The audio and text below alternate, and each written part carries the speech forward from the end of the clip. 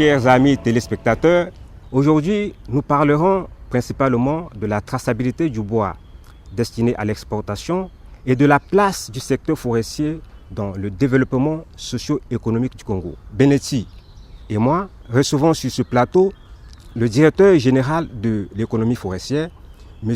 Jacques Ossissou. Bonjour M. le DG. Bonjour M. le journaliste. Soyez le bienvenu. Merci à vous aussi. Je l'ai dit, vous êtes le directeur général de l'économie forestière. Quelles sont les missions assignées à la structure que vous dirigez? Merci. Disons simple que la direction générale de l'économie forestière est l'organe technique du ministère, qui a pour principale mission d'élaborer des politiques en matière de forêt, de faune et de conservation, de concevoir les programmes et d'élaborer également ces programmes techniques qui sont mis en œuvre par les structures techniques du ministère et enfin, je pense suivre la mise en œuvre de ces politiques et ces programmes. Monsieur le directeur général, différentes structures se trouvent sous votre tutelle. Quelles sont ces structures et les missions dévolues à chacune d'elles? Merci. La direction générale de l'économie forestière comprend 4 directions centrales, dans la direction des forêts, qui s'occupe des questions de forêt, partant de l'exploitation forestière, l'aménagement forestier, le reboisement, et puis la gestion des eaux avant qu'elle ne devienne direction générale. Ensuite, c'est la direction de la valorisation des produits forestiers. Elle est consacrée aux questions industrielles, donc les unités de transformation du bois, ainsi que la gestion des produits forestiers non ligneux, qu'on appelle aussi produits forestiers autres que le bois.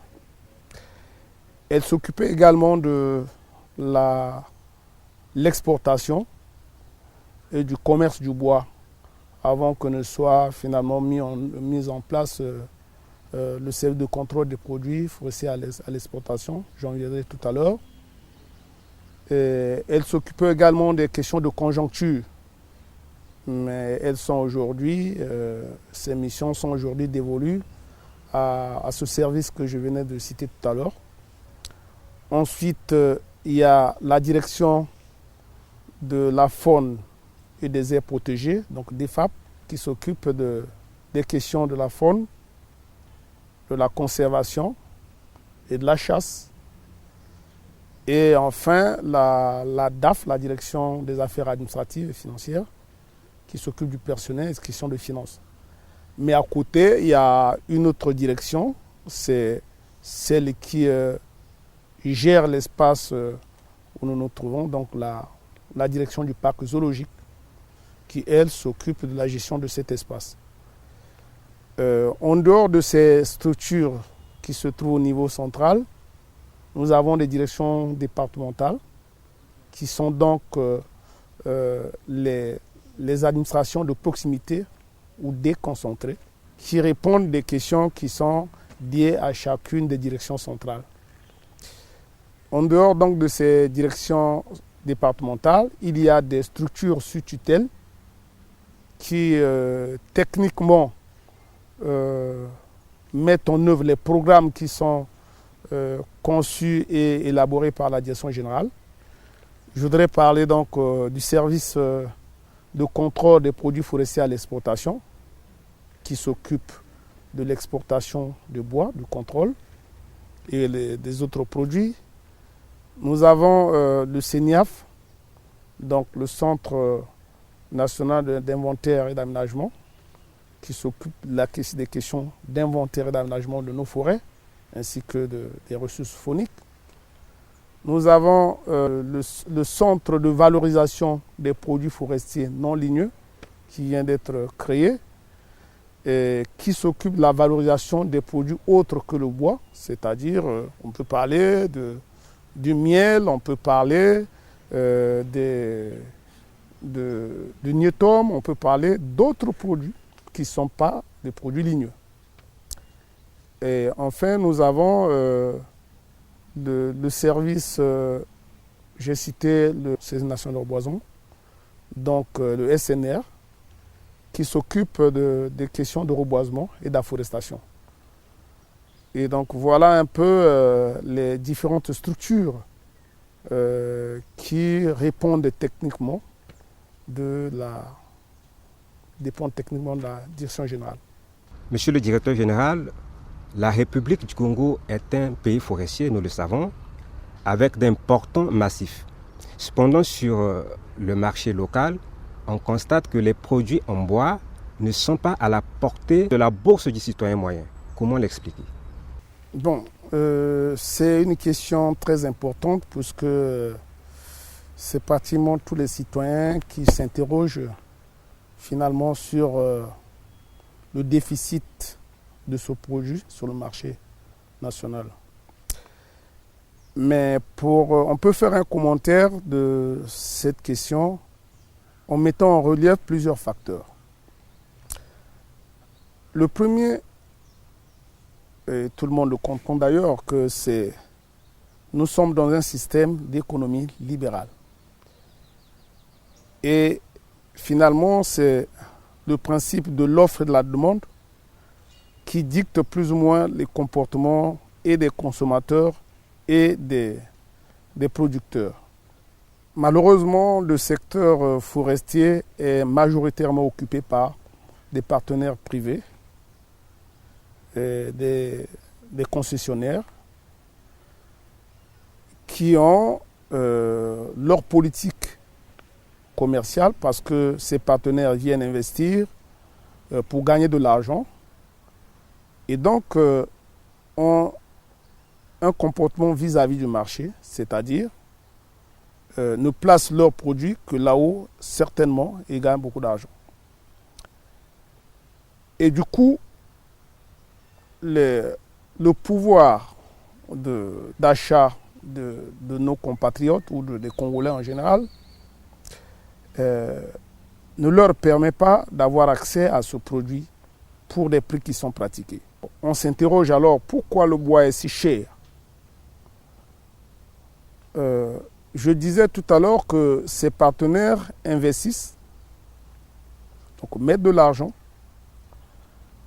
Et malheureusement, nous, au niveau du pays, je peux dire, on n'a pas la maîtrise effective des coûts de revient.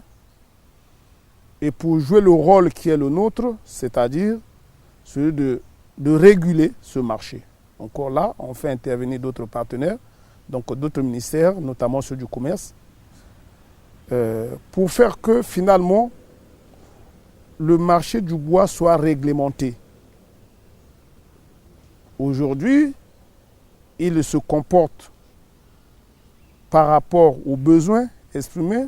On peut dire que le besoin est croissant, mais l'offre n'est pas à la bourse des citoyens. Nous avions eu l'occasion d'organiser ici à Brazzaville un atelier sur la stratégie d'approvisionnement à la suite d'une étude des grandes villes en produits bois. Au cours de cet atelier, bien évidemment, des écueils ont été identifiés, des faiblesses, mais en même temps, les pistes de solutions ont été envisagées en termes de recommandations qui ont débouché par un plan d'action. Alors, ce plan d'action prévoit entre autres le déploiement de petits acteurs autour de ces concessions pour récupérer des produits bois qui ne sont pas utilisés par les grands concessionnaires et puis finalement les disponibiliser sur le marché local. Donc on veut parler des petits artisans.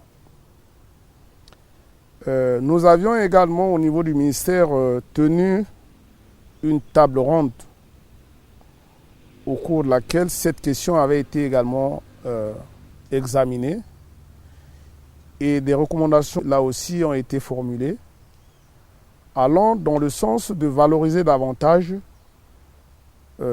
les concessions forestières, entendu que les concessionnaires qui sont actuellement en activité dans notre pays ne valorisent pas suffisamment le potentiel bois qui se trouve dans leurs concessions. Je viens de faire une mission d'évaluation qui confirme justement ce que je viens de dire, que pour les possibilités d'exploitation qui sont offertes aux sociétés en termes de prélèvement annuel, la plupart de ces sociétés ne prélèvent pas l'essentiel ou la majorité des produits qui leur sont concédés ou attribués, ou autorisés plutôt à exploiter.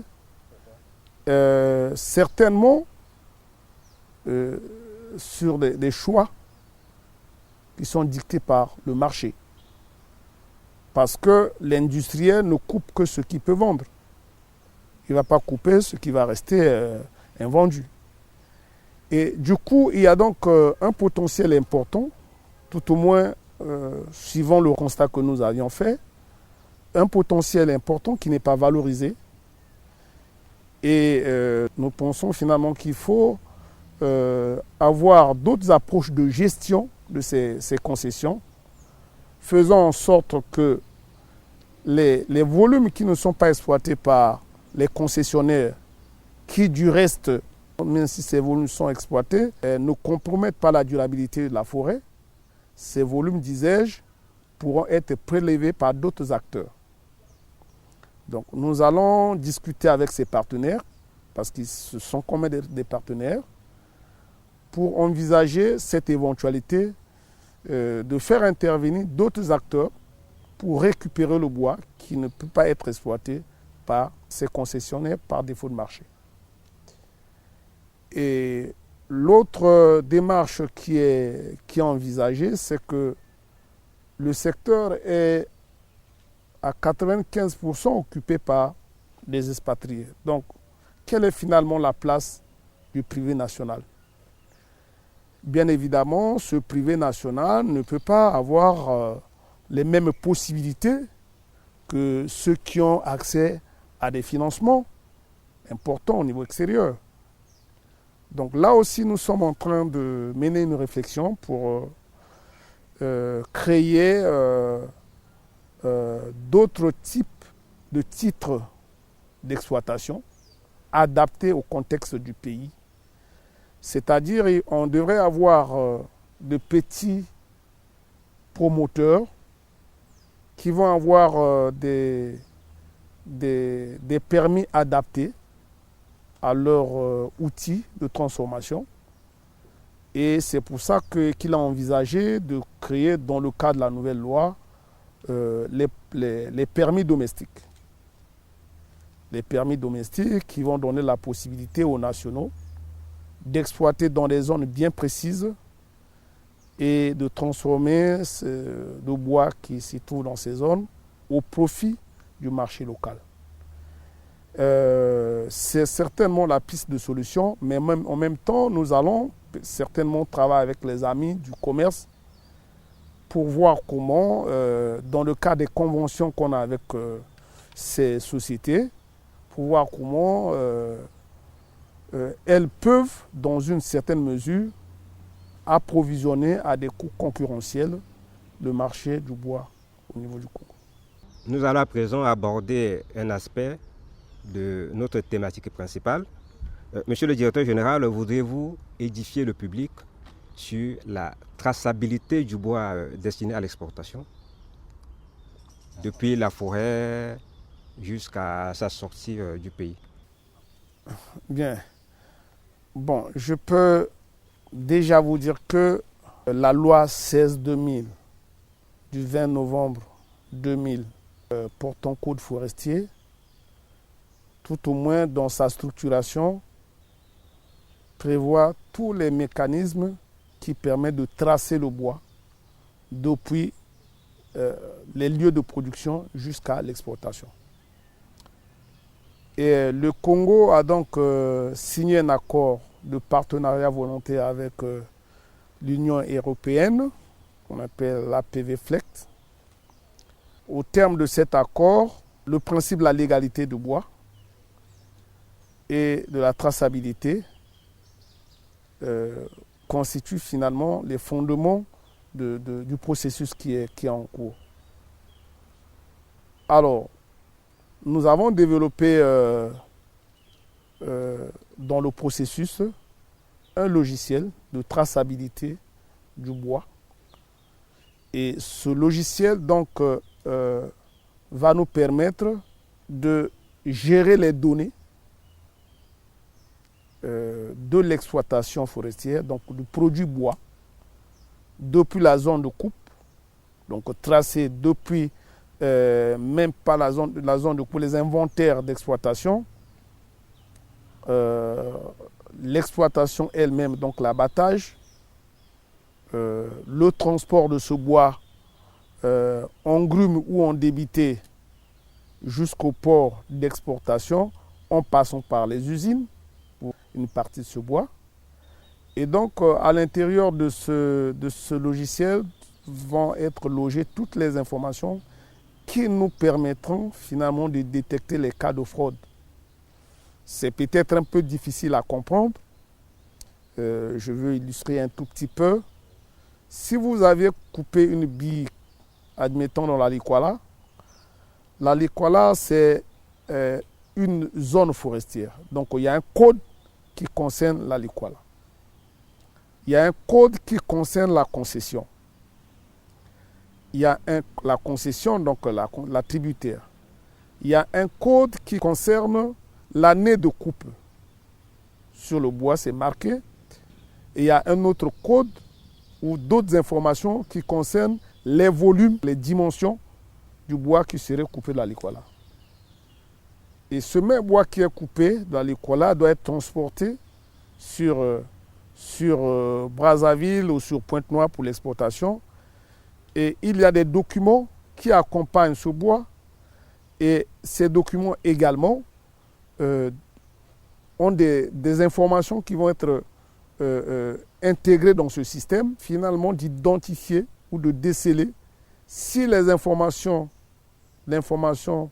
d'origine n'est pas conforme à celle qui est certainement donnée à partir de l'usine ou à partir du port d'embarcation. Ça concerne aussi bien la nature de l'essence, ça concerne aussi bien les volumes, et ça peut concerner également sa qualité commerciale, parce que si la qualité commerciale, le bois pouvait être de qualité A, et si à la sortie maintenant il a la qualité C pour justement se soustraire au paiement d'une taxe qui serait indexée à la qualité supérieure, automatiquement la machine décèle. Donc le principe de traçabilité nous permet simplement de déceler en temps réel les fraudes ou les irrégularités qui pourraient survenir d'une mauvaise pratique. Une question me vient à l'esprit. Les sociétés forestières qui sont installées au nord du pays, notamment dans la Likwala et la Songa, évacuent une partie de leur bois par le Cameroun. Est-ce que ce bois est soumis au même contrôle? Je vous parlais d'abord de la traçabilité, qui est un processus en cours de mise en œuvre. Parce que le logiciel, il est élaboré, ce logiciel, on a mis en place ce logiciel, et il va être opérationnel d'ici peu. On est passé à des tests, et je crois que c'est concluant pour certaines entreprises, pour d'autres non, si bien qu'on a des appuis d'autres partenaires pour essayer de tirer des sociétés qui ne sont pas encore en règle par rapport à ce processus. Mais le bois qui sort du Cameroun, bien évidemment, est soumis aux mêmes règles, puisque au niveau de toutes nos frontières, alors toutes nos frontières, nous avons le service de contrôle de produits forestiers à l'exportation qui est fonctionnel. Et le principe est si simple, c'est les agents qui sont placés à demeure qui contrôlent systématiquement tout le bois qui est exporté, introduisent les données dans leur logiciel et directement les résultats sont générés au niveau de la structure centrale qui se trouve à Pointe-Noire. Et finalement, la VE, donc l'attestation de vérification, est émise. Et donc, s'il y a une irrégularité de données, la VE ne peut pas être émise et donc finalement, le bois ne peut pas être exporté. Ce n'est pas connu de beaucoup de gens, c'est pour ça qu'on a parfois des propos qui ne sont pas assez corrects par rapport à cette traçabilité. Mais en tout cas, pour ceux qui veulent le vérifier, ils peuvent aller à Pointe-Noire. Ils peuvent demander des informations concernant le bois de la Likwala ou de la Sanga. Mais à Pointe-Noire, vous aurez chaque jour d'ailleurs. Parce que si la VE n'est pas émise, le bois n'est pas exporté, ça veut dire que la société va prendre un coup dans son processus de production. Donc chaque jour, ces cadres, évidemment, ils sont connectés à un réseau direct Internet. Et donc les données sont introduites dans le logiciel et ça génère finalement le résultat que ça peut générer. Il peut être positif ou négatif. Et s'il est négatif, il nécessite donc des corrections pour voir qu'il y a un problème qui n'est pas conforme dans la procédure qui a été faite par l'agent de terrain. Et on connaît exactement l'agent qui a finalement réalisé l'opération de contrôle. Monsieur le DG, quel est donc l'apport du secteur forestier dans l'économie nationale? Voilà encore une question, je pense, qui est récurrente parce que ce n'est pas qu'ici. Cette question est posée un peu par beaucoup de nos compatriotes. Certainement parce que nous ne comprenons pas aussi comment est-ce que ça fonctionne dans la forêt.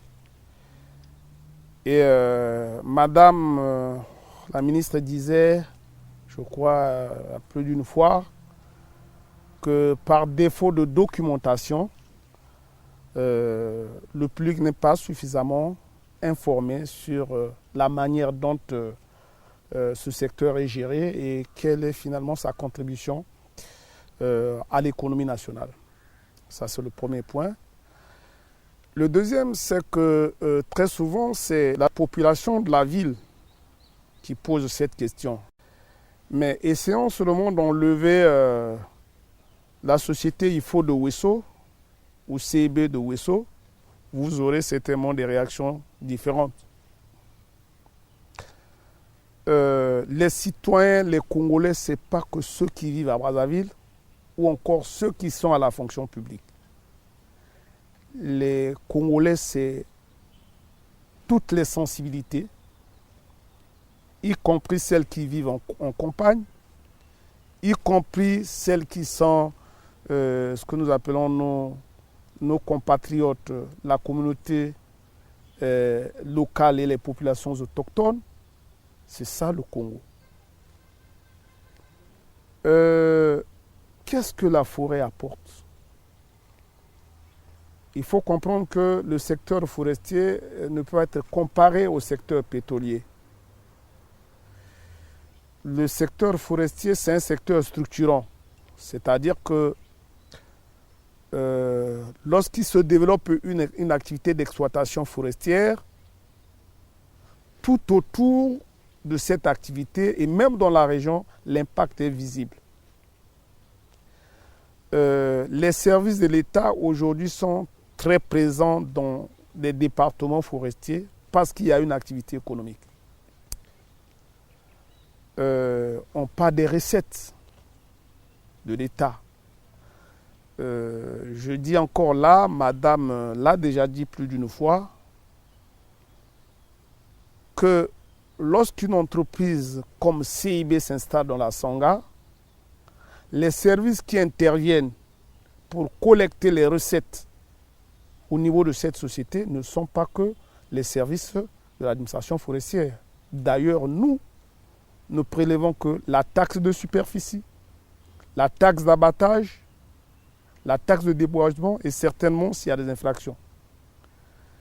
Mais les impôts de droit commun, ce n'est pas collecté par nous. La redevance à l'exportation, ce n'est pas collecté par nous. Mais les services de sécurité sociale, c'est aussi l'État. La CNSS, c'est l'État. Les services de cadastre, c'est aussi l'État. Bref, tout ce qui se fait autour de l'activité forestière n'est pas toujours bien documenté pour comprendre finalement quel est l'apport. Mais au-delà de cette contribution financière, mais l'impact social, il n'est certainement pas évalué, mais il faut qu'on en fasse une évaluation. Et parce que quand on a ouvert une route qui part aujourd'hui, on peut partir de Pointe-Noire jusqu'à un fond d'eau. Moi, je l'ai fait. Mais parce qu'il y a des structures, des sociétés qui ont finalement créé ces routes, entretenu.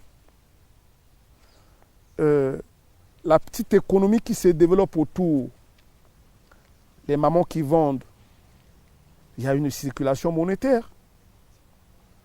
Nulle part ailleurs, vous ne la trouverez s'il n'y a pas d'activité économique. Mais par contre, le pétrole génère certainement d'importantes ressources, mais ces ressources, on peut les considérer comme une rente qui est donnée à l'État chaque année. Et l'État réalise ses programmes de développement, mais n'a pas le même impact social que le secteur forestier. Nous sommes pratiquement le deuxième employeur après la fonction publique, le secteur forestier. Est-ce qu'on évalue très très bien la circulation monétaire qu'il y a dans ces régions forestières? Bon, on a raison de s'interroger si on n'a pas la compréhension de comment est-ce que le système fonctionne, comment est-ce que le secteur forestier est structuré et quels sont finalement les résultats obtenus de cette exploitation. Mais on ne s'arrête pas là, on ne dit pas qu'on est suffisant. Aujourd'hui, dans le cas de la diversification économique, on est en train d'envisager d'autres programmes, notamment ceux de la forestation. On a lancé un programme sur le programme d'afforestation et de reboisement, le PRONAR. Mais je pense que très peu de nos compatriotes sont suffisamment informés ou comprennent le bien fondé. Il y en a qui disent même on a des forêts pour qu'on continue à en créer davantage. Mais je ne dis pas qu'ils ont tort de le dire, mais simplement parce qu'ils n'ont pas la compréhension, la maîtrise de notre vision. C'est de faire que peut-être que demain les forêts naturelles vont faire l'objet d'une conservation ou d'une protection, parce que de plus en plus, vu l'importance que les forêts jouent par rapport à la régulation des équilibres écologiques, de plus en plus, disais-je, la communauté est en train de se mobiliser pour avoir un regard attentif sur la gestion des forêts. C'est pour ça que nous sommes partis dans l'aménagement forestier, pour faire finalement que notre ressource soit maîtrisée du point de vue de sa connaissance, et faire également une planification qui permette de s'assurer une durabilité de l'exploitation de l'activité. Et donc, la forêt va explorer d'autres opportunités qui concernent l'écotourisme, par exemple. Mais la ressource du tourisme au Congo, je pense que la principale, il y en a certainement d'autres, mais elle va être notre faune et notre biodiversité. On va toujours continuer à expliquer, à faire comprendre à nos partenaires ou nos compatriotes quel est le bien fondé de réaliser des plantations forestières et quel est le rôle que la forêt est appelée à jouer, pas seulement pour nous, mais pour l'humanité entière. Monsieur le directeur général, la République du Congo a fait de l'aménagement forestier son cheval de bataille dans la gestion durable de ses ressources forestières. Cependant, on constate que les concessions forestières de la zone nord sont plus aménagées que celles de la partie sud. Qu'est-ce qui explique cette différence? Bon, merci encore une fois. Je vais revenir un peu sur la question d'aménagement forestier. Il faut certainement que je vous dise qu'est-ce que c'est que l'aménagement forestier. L'aménagement forestier, c'est un exercice de planification. Comme tous les autres d'ailleurs, pour planifier, il faut connaître la ressource. C'est pareil comme le recensement administratif, c'est pareil comme le recensement de la population, parce qu'au terme d'un recensement, on a des mesures qu'on prend. La croissance démographique, elle est calculée sur la base d'un recensement d'une part et d'autres données qui peuvent provenir d'autres ministères. Ici, le premier objectif pour nous, à travers ce processus d'aménagement, c'était la connaissance de la ressource. Au Nord Congo, nous avions finalement essayé d'évaluer le potentiel que nous avons et de le planifier de manière à ce que des activités qui se développent dans ces concessions soient des activités pérennes, qu'elles ne s'arrêtent pas parce qu'il n'y a plus de ressources. Il peut y avoir un autre motif de conjoncture économique, mais pas parce qu'il manque de ressources. C'est le principe de l'aménagement forestier. Au niveau du Sud Congo, vous savez que c'est la partie qui a été le plus exploitée, donc a connu plusieurs passages d'exploitation. Et donc, nous avions au niveau du Sud Congo des petits permis, des petites concessions. Et il a fallu réaliser une étude pour voir comment est-ce qu'on pouvait faire l'aménagement dans le Sud Congo, étant donné que plusieurs concessionnaires pouvaient se retrouver dans une même UFA, une unité forestière d'aménagement, qui est subdivisée en plusieurs UFE, donc unités forestières d'exploitation, avec 2 ou 3 attributaires. À ce moment, on est donc obligé de faire des blocs. Et pour cela, nous avions eu l'appui de l'Union européenne, non, je crois que c'est l'AFD. Nous avions eu des financements à travers le projet PAGEF. Donc c'était l'appui à la gestion durable des forêts qui a donc commencé le processus d'aménagement des forêts du Sud Congo. Le processus est en cours. Je pense que nous irons adopter dans le département de la Lekumu et du Niari les premiers plans d'aménagement qui sont élaborés dans cette zone. Je disais que c'est un exercice de planification qui nous permet de se faire une idée du potentiel que nous avons et procéder à la planification de son exploitation.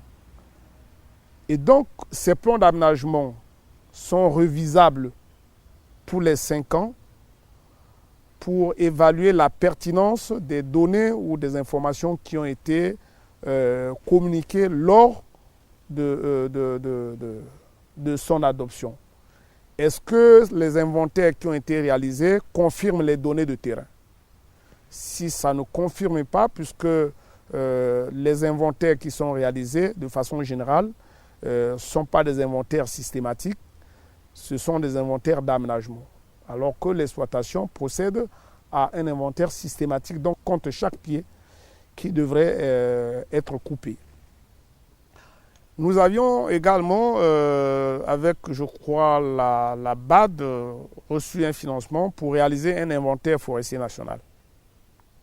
Il est réalisé par le CENIAF, notre structure technique. Et au terme de cet inventaire, nous devrions aller vers le plan d'affectation des terres. Les deux sont liés. Et ce plan d'affectation des terres, justement, va constituer pour nous une porte de sortie pour les problèmes que nous avons d'usage superposé. Il faut savoir que l'espace, le territoire congolais regorge aussi bien des potentialités en matière de forêt que de faune, mais également des ressources minières. Et souvent, qui se trouvent, ce n'est pas nous qui les créons, mais qui se trouvent dans le même périmètre souvent ou en superposition avec les concessions forestières. Et donc c'est ce plan d'affectation des terres qui va donner des orientations précises pour l'utilisation de notre espace. L'aménagement est une partie, pour revenir. Le Sud Congo, nous sommes en cours et je pense qu'il est prévu qu'à l'horizon 2018, nous devrions pouvoir réaliser des aménagements sur l'ensemble de notre territoire. Mais ce n'est pas suffisant. Après les aménagements, il faut mettre en œuvre ces plans d'aménagement. Et la mise en œuvre des plans d'aménagement, c'est-à-dire exploiter suivant les prescriptions qui vont être définies dans les différents plans d'aménagement et qui sont, à notre sens, la meilleure forme de valorisation de notre potentiel forestier. Et nous en sommes fiers parce que d'autres pays viennent pour acquérir notre expérience. Déjà même le Brésil a sollicité de notre département des experts pour les accompagner à faire avancer ce processus d'aménagement forestier. Dans le même élan, peut-on parler d'une véritable gestion des ressources forestières au Congo? Gestion durable, bien sûr. Pour l'instant, en tout cas, jusqu'à preuve de contraire, le Congo reste la locomotive, on dit même le laboratoire de la gestion durable des forêts. Et c'est pour ça que le Congo a été mandaté par les pairs africains souvent à conduire les initiatives sous-régionales et être comme la locomotive. Nous avions la position commune africaine, mais parce que nous sommes un modèle dans la gestion des forêts. Il y a certainement d'autres qui viennent. Nous avons la moitié des forêts certifiées en Afrique centrale. Et c'est les standards les plus exigeants. Et nous sommes en train de faire que la certification devienne finalement une exigence légale. Et parce que la certification permet simplement à l'attributaire de nous donner la preuve qu'elle gère bien sa forêt. Et c'est ce que certaines sociétés sont en train de faire. Et il y a certainement aussi une valeur ajoutée à cela, parce que le bois certifié a des marchés préférentiels. Merci M. Jacques Ossissou. C'est par là que prend fin notre émission. Je rappelle que vous êtes le directeur général de l'économie forestière. Quant à vous, chers amis téléspectateurs, nous vous disons tout simplement merci. À la prochaine fois.